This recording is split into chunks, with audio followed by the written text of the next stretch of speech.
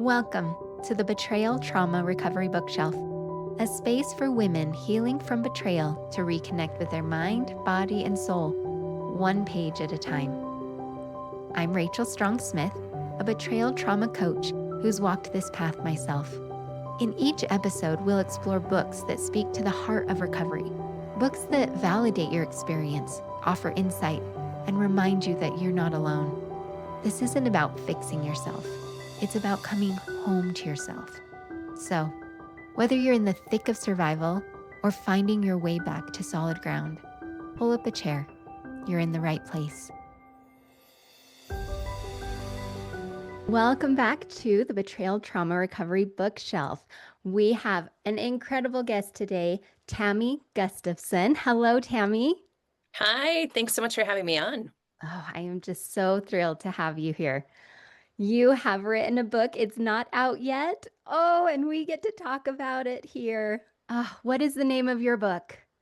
It is Broken to Brave, Your Courageous Act of Healing After Intimate Betrayal. Mm, and I got an exclusive peek and I got to read it. It is an amazing book. Amazing. And I am so excited to talk about it. Let me introduce you to Tammy. Let me read you her bio, learn a little bit about Tammy. Tammy Gustafson is a trauma informed, licensed professional counselor, coach, and speaker with over 15 years of experience. She holds a master's degree in counseling and is the founder and CEO of Betrayal Healing and Live Free Counseling. Tammy hosts the annual Betrayal Healing Conference, which is coming up, right? Did I see that is coming up? January 26th through 30th. Yep. Oh, let's put a plug in there for that one. Yeah. And can they find information on your website about that? They can, or a more direct route would be betrayalhealingconference.com. Okay.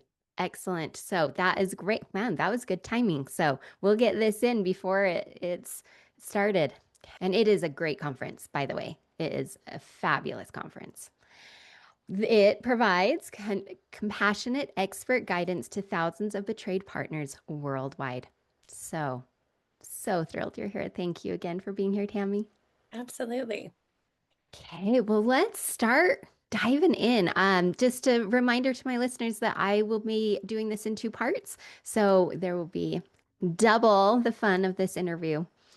So your book is called Broken to Brave.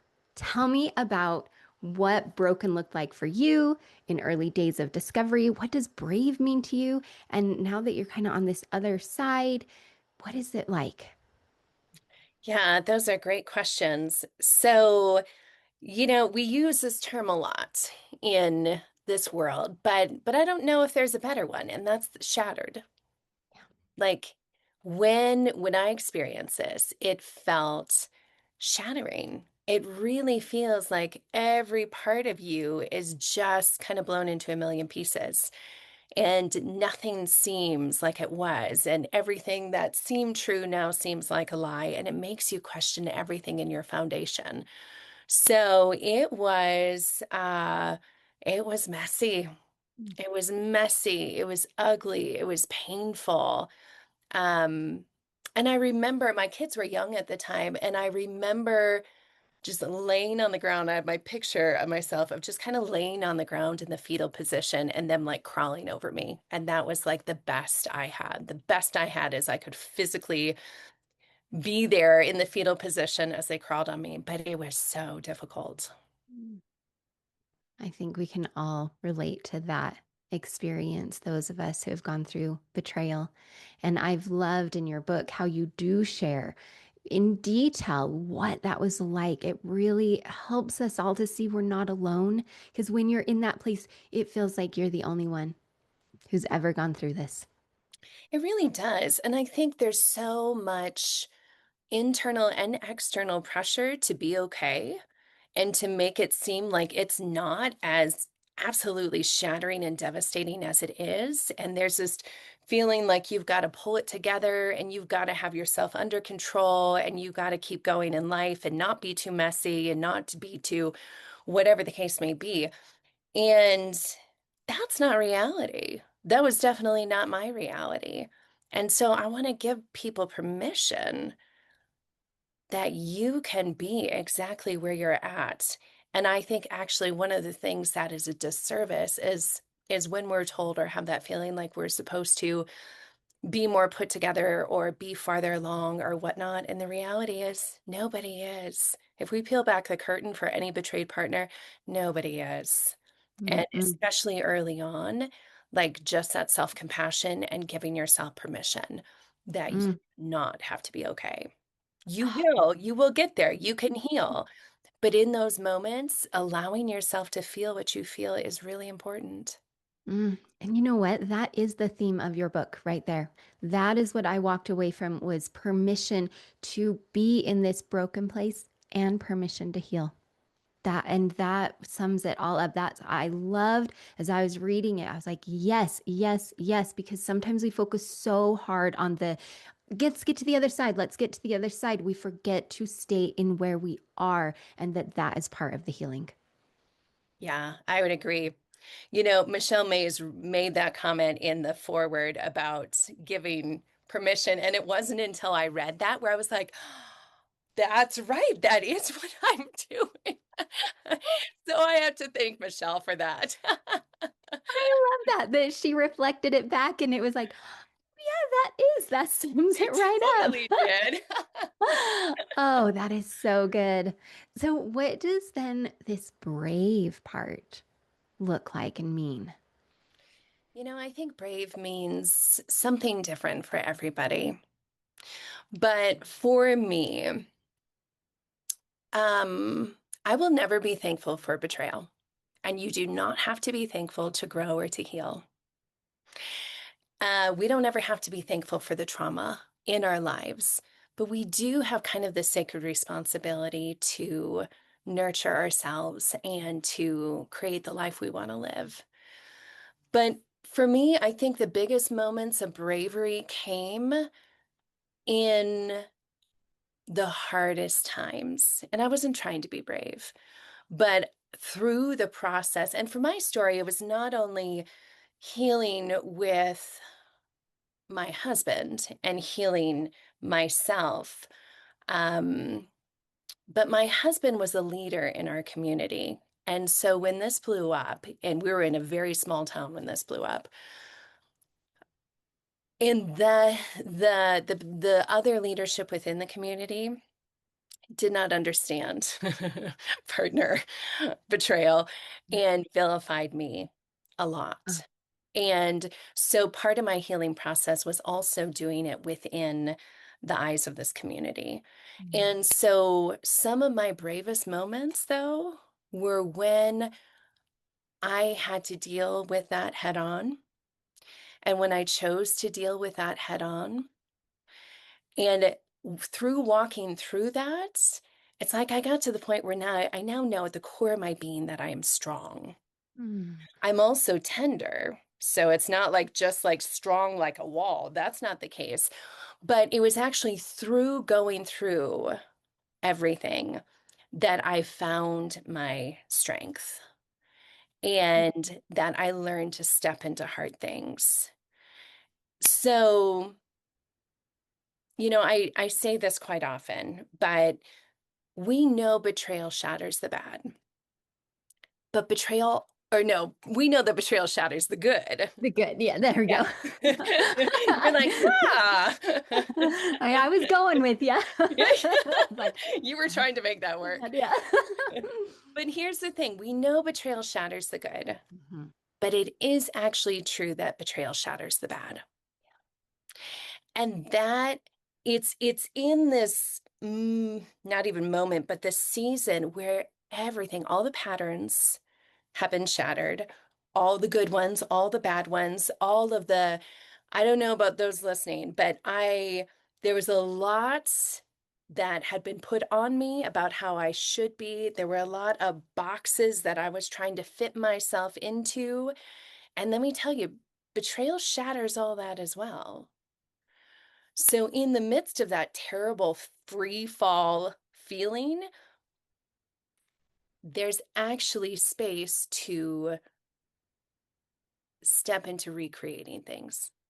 Mm, And you mhm. get to look at all those patterns and go, all right, I lived those patterns. I lived in those boxes. I lived with those expectations for a long time.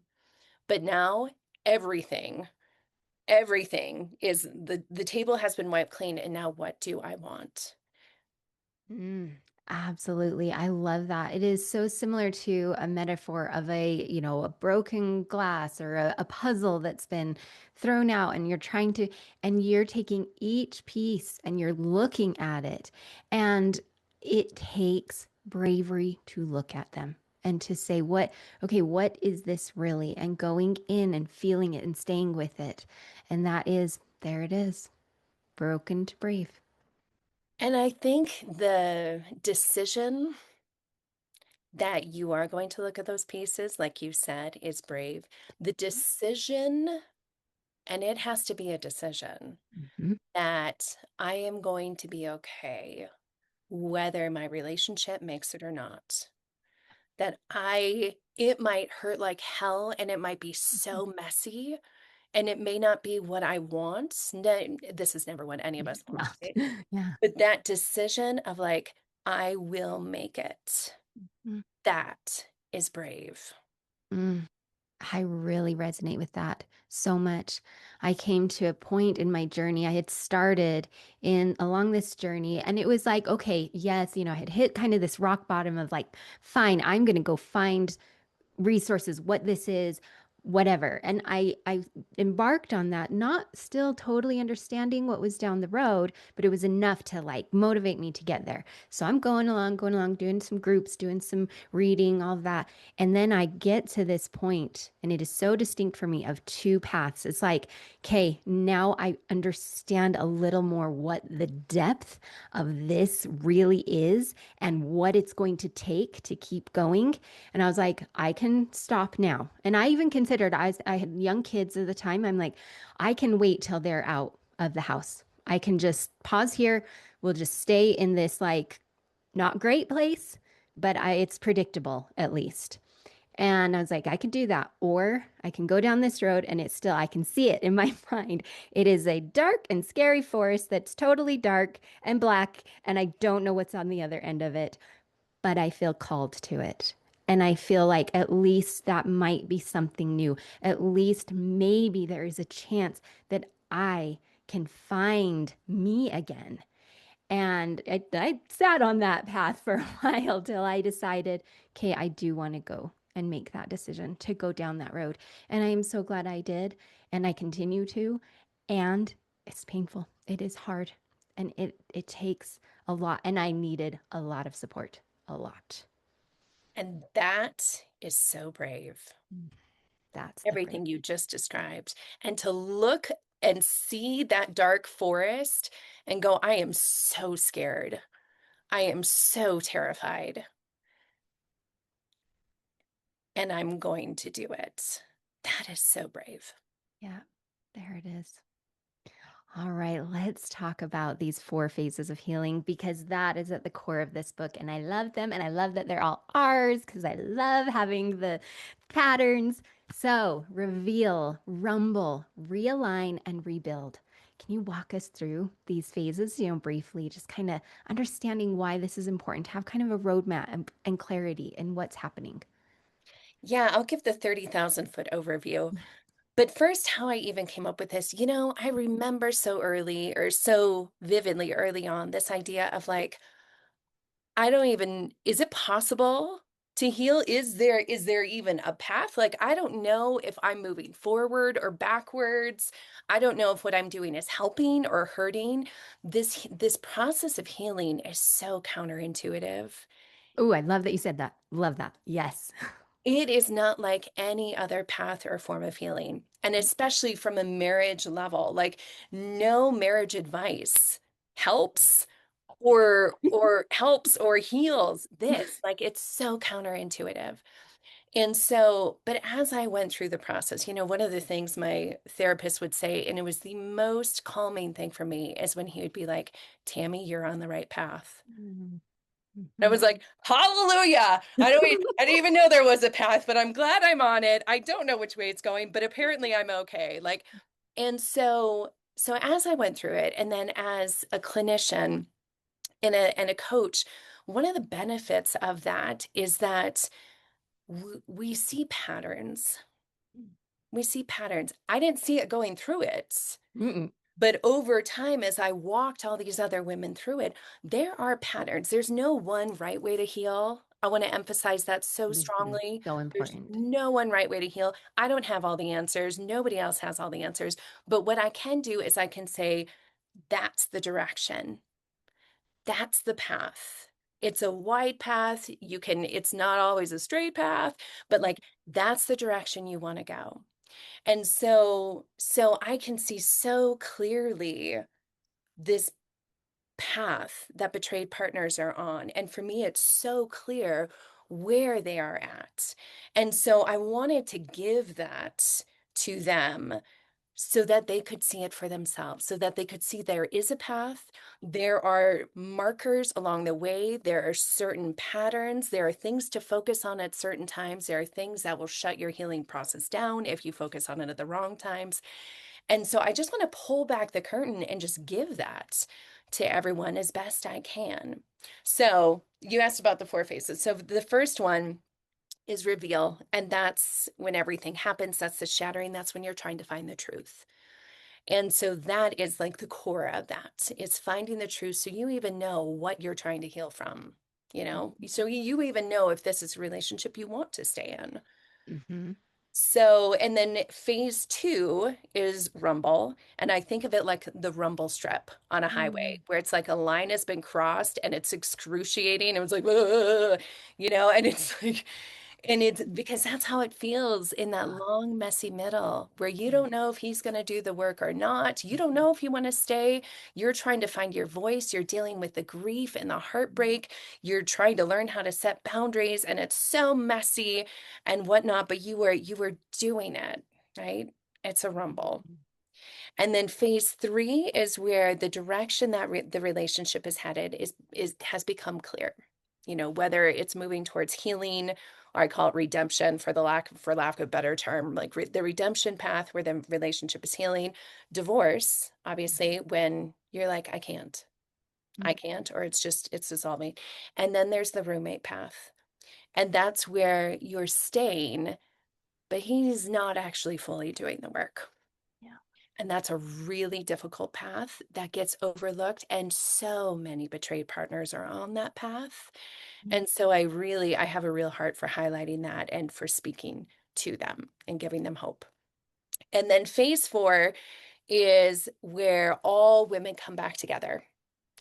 And the focus shifts from the relationship, from the crisis, from whether the relationship made it or not. And the focus shifts of like, I have got to focus on me. I have got to heal. Like, let me get the lay of the land. What have I lost? What is this rumble? What have I gained? How do I move forward and rebuild myself and create a future that I'm excited to live? And who am I? Right? Who am I? Yeah. Yes. Who am I? And that might be so different than who you were before. Mm, That mhm. is okay. And in fact, a lot of times that's actually really good and beautiful. Mm, yes. Oh, I love that. I love how you described wanting to offer this path in a clear way, understanding that this is not linear. This is very, spiral. We're going through and in. And this is why having a support person is so important. So, so important. I was quite hesitant because I had my master's in social work and I'm like, I can figure this out, I'm sure. And as I'm going through for 20 years, no. Finally, I was like, all right, I need someone.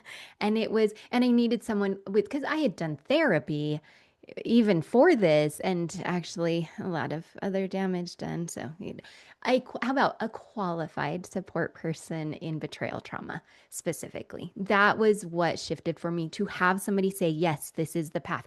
That is, I would say that was 90% of what I needed was just, yes, this is what it looks like. I was like, are you kidding me? Like, this is what it looks like. And they're like, yes, it really does. I'm like, all right, I'm gonna trust that. Then let's get, and it really was. Now looking back, I can see the path and the journey. And now that I work with other women I'm like, yep, there's the patterns. There they are. And now I share that with the women that I work with. Yeah, this is what it looks like. You are doing it. And I know it really, really sucks. Yes, totally. Amen. Mm. Okay, let's talk about this car accident, broken bone metaphor for healing after betrayal. Why is it so important to slow down, care for the trauma with the same tenderness that we'd give a physical injury? And I loved that you talked about this because I actually shattered my elbow in January. And Oof, yeah, got a full replacement of it. Like I'm now like almost a year out and it is still in pain. I'm still doing extra, like, oh, right? But holy cow, I could not help but see all the parallels. absolutely. So I think it's really, I like this idea of like the betrayal is the emotional equivalent of like somebody physically getting in a massive car accident where you are unconscious, where you have broken bones, where you are bleeding, you are bruised, you have all the things, and go needing to go into the ICU and needing to be stabilized and cared for and surgery on the broken bones and all the things. Like I think having an analogy, because we all get the car accident and the ICU analogy. Like we can get that. And we can say, like, wow, like life stops. Like life stops, everything has to slow down. We have to clear things off the plate. You're not going to be as available for your friends. You need help with meals and with childcare if you have kids. Like we can all get that. But betrayal is such um a silent invisible. I mean, actually, there's nothing quiet about it, and there's nothing, but like from the outside But to the perspective, outside. and there is so much shame that most of us struggle with early on. Yeah. And that leads to isolation. Like, I didn't want to tell anybody my story other than my super tight, like inner circle of friends. I didn't want to tell anybody. I did, my story could die 1,000 deaths, is what I said. And so like the idea of like I don't want to tell anybody about this. And inside there's nothing as shattering as all this. And so we have this tension of on the outside nobody's supposed to know or you don't want anybody to know or they don't know and they expect you to be what they think you should be, right? And how you've always gone. And inside you're decimated. And so having this kind of visual analogy of, no, this really is what's going on an emotional level. That really is what's going on. You really are in the ICU and then just in the regular hospital bed and then stepping down. But there is so much extra care and love and support that you need. And so I think that analogy serves the purpose of for those who have gone through betrayal to have more compassion on themselves and actually to validate that this really is as bad as it feels, especially early on.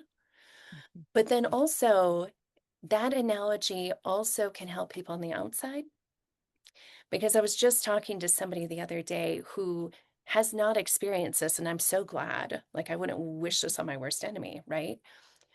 But they don't get it. They don't understand how painful it is, especially in the beginning, right? They don't understand the long recovery. It's like you're talking about it, your elbow a year out. Like me too, I broke my ankle a year ago and it's like it's still like, oh my gosh, like will my calf ever like can I run? Like it's still range of motion. Like there's this long process of healing that even though the bone is set and healed, it's like everything else around it is also needs help. Yep. Oh, I do. And that point of, I always said to myself, like, if my husband had died, I would get more support than what just happened. Like, 1,000%. I was alone. No one's bringing me casseroles, and I needed casseroles. I really did. But again, I was still in that. I can't tell anybody. Even I believed the idea that this wasn't even my story to tell. And even that, like when I did finally start telling my story, it was like very small, very, and then now, oh, okay, now, yeah, like. now everyone knows my story. Not like because it's my story. But Yeah. in that beginning, and so to have, I love that you talked about having compassion for ourselves. That was the first thing when somebody really reflected back what I was experiencing. I was like, yeah, it is bad. Because you kind of go into a survival mode of like, okay, you just gotta pick myself up by the bootstraps and just keep going. And that's it. And it doesn't work because I you can't do that. You can't walk on a broken ankle. You literally can't. And so there comes a point where it's like, okay, I can't do this anymore. Yeah. Yeah. Thank you for sharing that. Well, let's end part one and tell people where they can get your book and when it's being released. So when does it Yeah. come out? Well, you can head over to Amazon or probably any other place that you buy books. But it's being released on January 27th, and it is available for pre-order now, so you can do that. And yeah, I'm just like the book is like a long conversation over Mm. coffee between me and a betrayed partner. So I invite you to grab the book and grab a cup of coffee, and we'll dive in together. I will second that. It was a refreshing book and it was not heavy. It was very direct. I was like, this is the book that I would have wanted in the very beginning because it was clear, plain language. It was not a lot of like, you need to be a certain place. It was like, no, you are here. And I'm like, oh, so this was one that I was like, okay, this is going to be on my top list for the beginning stages to really look at and then to revisit really because it walks along and be like, oh, now I'm here. Absolutely. Okay. Well, I will make sure to put a link to the pre-order and I would encourage anyone to just get it. That is my recommendation. Well, thank you so much for being here, Tammy. And I look forward to talking to you more in part two. Me too. And to our listeners, thank you for being here. And as always, take what resonates and leave the rest. Bye bye. Thanks for joining me today on the Betrayal Trauma Recovery Bookshelf. If something from this episode spoke to you, share it with a friend or come connect with me online. You can find me on Instagram and Facebook at Rachel Strong Smith. And if you want to go deeper, sign up for my email newsletter, where I share grounded support, personal insights, and practical tools to help you reconnect with yourself. Remember, healing isn't a straight line, it's a spiral, and every step towards yourself matters. So, until next time, take gentle care.